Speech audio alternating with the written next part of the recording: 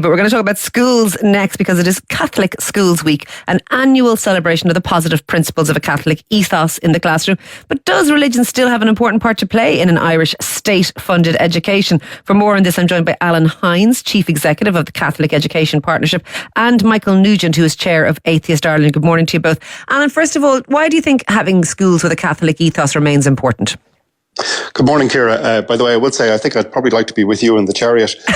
Thank you very much. Something appealing about it. Look, first, it's great to be. Newstalk has always been very good in facilitating these debates, more so maybe than other broadcast media. It would be great just to be, I suppose, invited on to talk about the positive work our schools do. And I'm open to you doing so. Yep. No, just to acknowledge the great work being done by all our schools, by our staff, our teachers, SNAs, caretaker secretaries, principals and boards of management. They do very positive work and they're very positive contribution to Irish society and always have been. I think, sometimes in Ireland, we don't understand the value the Catholic education brings. In other countries, like our near neighbours, the UK or France, Catholic schools are held in very high regard. They're schools that parents regularly oversubscribed simply because parents wish to have their children in there. And that's not just Catholic families, that's people from other faith backgrounds. I know from my counterparts in the UK, for instance, Muslim families are find Catholic schools to be very, very good. And in France, similarly. And we also know from countries like France and Belgium, the Catholic schools have been doing a superb job in terms of the integration of migrant communities. And for instance, the history of, let's say, religious radicalism for those attending Catholic schools is much, much lower than, let's say, the equivalent in state secular schools. So we just don't really see it in Ireland because we have so many Catholic schools. And I'm sure Michael will probably want to address that. But So you think that's part of the problem, that we kind of take it for granted because they are there, we don't value the good work that they do necessarily? Yes, because I think, and we don't really see what's distinctive about it, whereas in other countries that's far more apparent because our schools are in a minority. Okay. And in those countries you can see the positive contribution because of the Catholic philosophy around education that's been developed for around 1800 years. Let me bring in Michael. Michael, we take the value that a Catholic ethos adds to a school for granted here because there are so many of them, but in other countries where there are Catholic ethos schools and secular schools, the Catholic schools are in high demand by people. They're very, very good schools. That's a reasonably fair point, isn't it? Well, they have value, obviously, for Catholic parents who want their children to be brought up with a Catholic ethos, but they don't have that value for atheist parents who don't want that.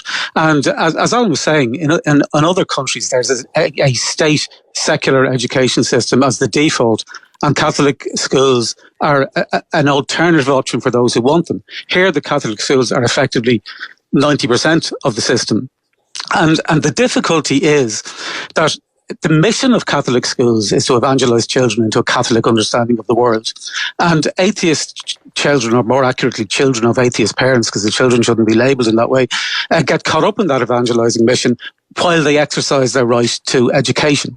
And it becomes particularly clear during this Catholic Schools Week, where some of the detail in the material that they circulate in schools includes things like our class is a community of friends where we pray together. Now, if you are a child of an atheist parent and then you're at primary school and that's taught, that's going to be isolating.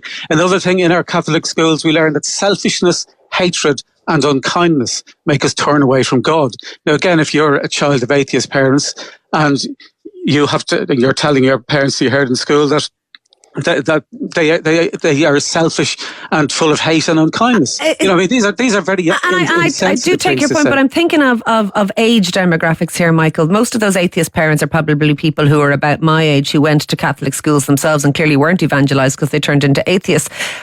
Is evangelising not a bit of an exaggeration? I went to Catholic school. I'm not at all religious.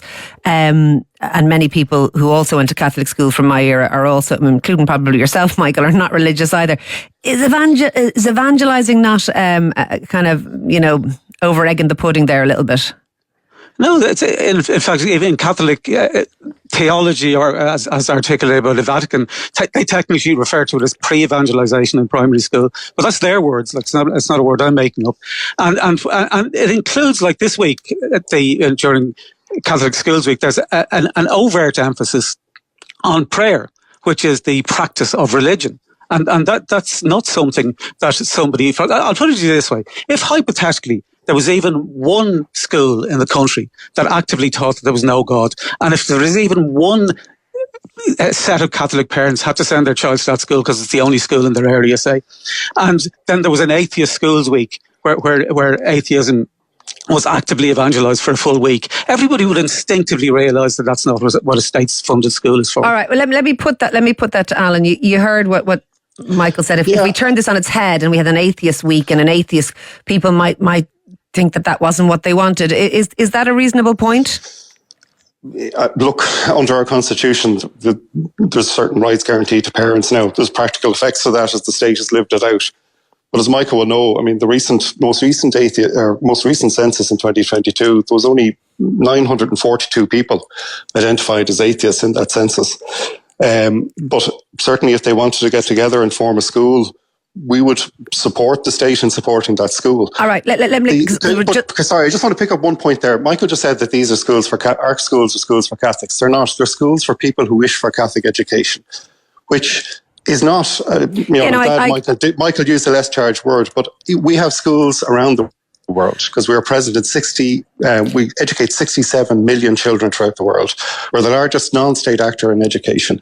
A lot of our schools in Africa and in countries like India take your point that they aren't all minority Catholic populations within the schools. Yeah. Let me just come back to you. This is put out. I know. I appreciate what you're saying, Alan. Let me put those very briefly, Michael. Those 2 points. One is not all the people who choose to send their kids to Catholic school, and they choose it sometimes because it's a good local school, are Catholic, and that's I think a very fair point. But 900 and something atheists in the last census, and you are free to band together and get your own school together should you so wish. Now, that number, which everybody recognises is a false number, is the number of people who wrote in the word atheist to what is your religion.